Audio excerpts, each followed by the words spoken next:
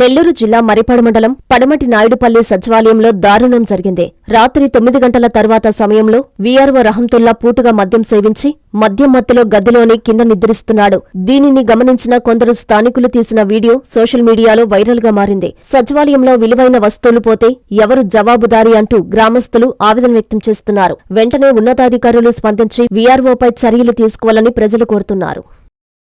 చందన స్వర్ణ మందిర్లో దసరా దీపావళి బంగారు వెలుగులు. ఆశ్చర్యం కొరిపే ఆఫర్స్, అదృష్టాన్నిచ్చే బంగారు ఆభరణాలతో మెగా గోల్డ్ సేల్. బంగారు ఆభరణాలపై సవరకు 4,000 రూపాయల వరకు భారీ తగ్గింపు.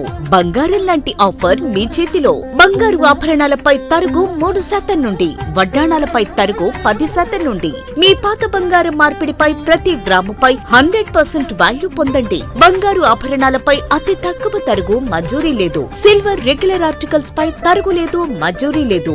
ఎక్స్క్లూజివ్ వెడ్డింగ్ కలెక్షన్స్ పై అతి తక్కువ తరుగుతో పాటు కని విని ఎరుగని అదృష్టాలు మీ సొంతం. ప్రతి 5,000 రూపాయల కొనుగోలుపై కూపన్ పొంది daily draw, weekly draw, bumper డ్రాలలో విలువైన బహుమతులు గెలుపొందండి.